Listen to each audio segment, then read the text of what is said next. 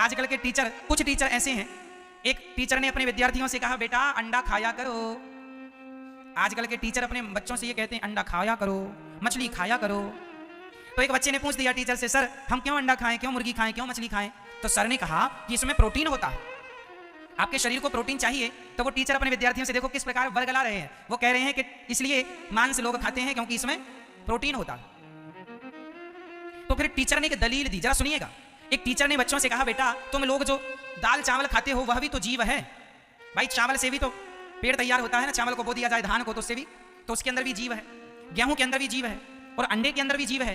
तो टीचर ने बच्चे से कहा चाहे गेहूं खाए कोई या अंडा खाए, देखो जरा टीचर किस प्रकार वर्गला रहा है।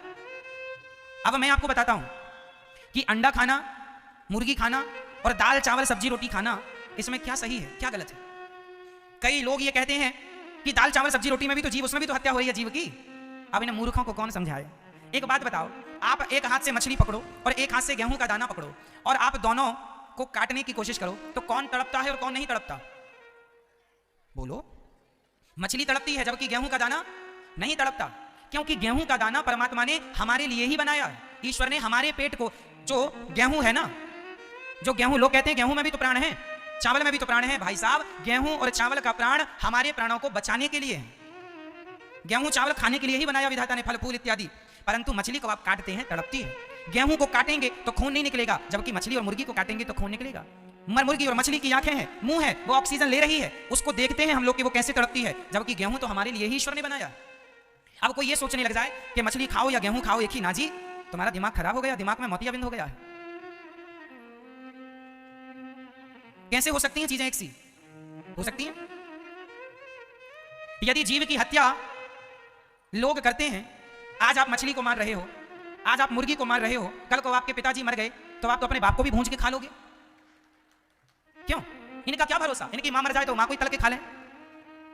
जो मछली को खा सकते हैं, जो मुर्गी को नहीं छोड़ते, जो जीव की हत्या कर रहे हैं। मछली कितना तड़पती है पानी से निकालने पर, लेकिन आप निर्दयी हैं, दया नहीं आती। मुर्गी के पंख नोच लिए जाते हैं, राम राम राम, कितनी निर्दयी कैसे हो सकता। ये मनुष्य का तन पाकर भी तुम्हारे अंदर दया ना जागी तो कई करोड़ों जन्मों तक ईश्वर तुम्हें मनुष्य कभी नहीं बनाएगा, तुम इसके लायक ही नहीं हो। ये ईश्वर की सबसे बड़ी कृपा यही है कि ईश्वर ने हमें मनुष्य बनाया। बड़े भाग्य मानुष तन पावा। मनुष्य का शरीर बड़े, जोर से, मनुष्य का शरीर बड़े, मैया को थोड़ा जगाना मेरी मां। मनुष्य का शरीर बड़े भाग्य से मिलता है, कथा बड़े भाग्य से मिलती है। सोना तो सब जगह है, यहां सुन लो, घर तो सोना ही सोना है, ठीक है। इसलिए नींद वींद आए तो हाथ उठा लेना, हम तुरंत लोरी सुना के सुला देंगे आपको, है ना। तो मेरी मां बताइए, मांस खाने वाले लोग क्या दयालु हो सकते हैं? मांस खाए और कहे कि मैं दयालु हूं, दया उसी के अंदर होगी मेरी मां जो सदा भगवान को भोग लगा के प्रसाद ग्रहण करता है। जो किसी हमारे हिंदुस्तान के हिंदुओं के लिए लिखा है, हमारे सनातनियों के लिए लिखा है, अहिंसा ही परमो धर्मः। हमारे यहाँ चींटी मारना भी पाप है।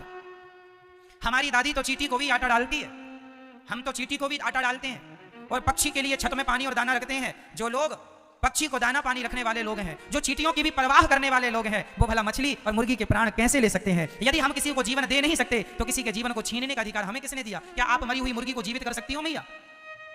नहीं। तो फिर जिंदा को मारने का अधिकार किसने दिया आपको? तुम कसाई हो। ये लोग जो मांस खाने वाले हैं, ये लोग कौन है? कसाई।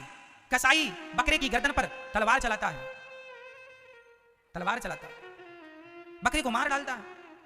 पहले लोग कसाई का दर्शन कर लेते थे तो भगवान के मंदिर जाके पाप से माफी मांगे, विधाता हमने कसाई को देखना भी पाप है क्योंकि ये हत्यारा है। हत्यारे को देखने से भी पाप लगता है। आप लोग कहते हैं महाराज जी प्रोटीन होता है मछली में, अंडे में। भाई साहब, मछली और अंडे में ही प्रोटीन नहीं होता, मूंगफली में, सोयाबीन में, दूध में भरपूर प्रोटीन पाया जाता है। हमारे यहाँ खाने के नाना प्रकार के व्यंजन है। क्यों जी? और किसी की हत्या करके अपनी सेहत बनाना, क्या ये न्याय है? एक राजा बैठे थे न्याय करने, नाम था, अभी नाम याद आएगा बताऊंगा। उनकी गोद में एक तोता आके गिर गया, ठीक है। एक राजा, सर्दियों का मौसम था, धूप के आनंद ले रहे थे, बाहर राज दरबार लगा था, प्रजा खड़ी थी। तभी उनकी गोद में एक बहेलिये का तोता आके गिर गया। नाम था सिवी। राजा का नाम क्या है? सिवी। सिवी नाम के राजा बैठे थे, उनकी गोद में कबूतर आके गिरा। तो राजा ने कबूतर को हाथ में ले लिया, कबूतर टुकुर टुकुर देखने लगा। तब वहां पर वो बहेलिया आ गया जो कबूतर को जंगल से पकड़कर ले जा रहा था खाने के लिए। बहेलिया बोला राजा हमारा कबूतर दे दो। राजा ने कहा तू क्या करेगा? बोले मैं इसे मार डालूंगा। राजा ने कहा ना बेटा, ये मेरी शरण में आया है तो इसकी रक्षा करना मेरा धर्म है। मारने वाले से बचाने वाला बड़ा होता है, इसलिए इसकी रक्षा मैं करूंगा, मेरा धर्म है। बहेली ने कहा महाराज ये मेरा कबूतर उड़ के आपकी गोद में आ गया, आप राजा हैं, न्याय कीजिए, मेरा कबूतर है। चलो कबूतर नहीं दे सकते तो कबूतर के बराबर का मांस हमें दे दो, हम उसको खाएंगे। राजा ने तराजू बांधी, एक पलड़े पर कबूतर को बिठाया और दूसरे पलड़े पर मांस लाया। कहां से लाएगा भाई? मांस कहीं से लाए, किसी को तो मारना पड़ेगा। तो राजा इतना धर्मात्मा था कि राजा बोला मैं किसी को नहीं मारूंगा, किसी को मारने से पाप लगेगा। राजा ने अपनी जंघा काट दी, जांघ, अपनी जांघ तलवार से काट के अपना मांस रखा तो कबूतर का वजन ज्यादा हो गया। दूसरी जंघा का मांस काटा, फिर भी कबूतर का वेट ज्यादा। अपना पेट का मांस काटा, फिर भी कबूतर का अपना पांव काट दिया। ये इतिहास में हमारे वेद पुराणों में सीवी की कथा बहुत प्रसिद्ध है। एक राजा ने एक पक्षी के लिए अपने पांव काट दिया दोनों, और फिर भी कबूतर मायावी था, उसका वेट बढ़ता गया, वजन बढ़ता गया। अंत में राजा ने अपना सिर काटने के लिए तलवार गर्दन पर रखी, तब उस कबूतर से भगवान प्रकट हो गए। वाह राजन, मैं तुम्हारे धर्म की परीक्षा ले रहा था कि तुम कितने धर्मात्मा हो। धन्य है ये राजा जो अपनी प्रजा के पक्षियों के बदले भी अपनी जान देने को तैयार है। ऐसे राजा हमारे देश में हुआ करते थे। और आज का आदमी मांस खा रहा है। किसी की जान बचाना पुण्य है मेरी मां, किसी के प्राणों का हरण कर लेना पुण्य नहीं हो सकता। हाँ या ना? भगवान प्रकट हो गए और भगवान ने कहा कि आपने धर्म की रक्षा की है, जाओ। भगवान ने उनके हाथ पांव तुरंत ज्यों की त्यों कर दिए, कृपा से वो स्वस्थ हो गए। इससे ये पता लग गया कि देखो एक जीव की भी उतनी ही कीमत है। अनिरुद्धाचार्य के प्राणों की बताइए, मेरे प्राणों की कितनी कीमत है? बताओ मेरी मां, मेरे प्राणों की कितनी कीमत है? मेरे प्राणों की उतनी ही कीमत है जितनी एक मछली की, और जितनी एक मुर्गी की, और जितनी एक अंडा की कीमत है, उतनी ही कीमत मेरे प्राणों की है। क्योंकि जो प्राण मेरे अंदर है वैसे ही प्राण मछली के अंदर है और मुर्गी के अंदर है। आप मुझे मार डालो या मछली को मार डालो, मुर्गी को मार डालो, एक ही बात है, क्योंकि हत्या यहां भी है और वहां भी है। हाँ या ना? आप अपने बेटे को मार डालो या फिर मुर्गी के बच्चे को मार डालो, अंडा खा लो, एक ही बात है।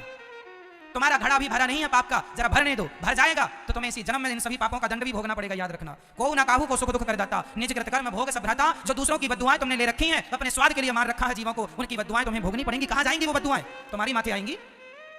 ईश्वर के घर देर है, जोर से बोलो, ईश्वर के घर देर है, अंधेर नहीं है मेरी मां। इसलिए किसी भी जीव को अपने स्वाद के लिए कदापि ना मारना। सात्विक बनिए,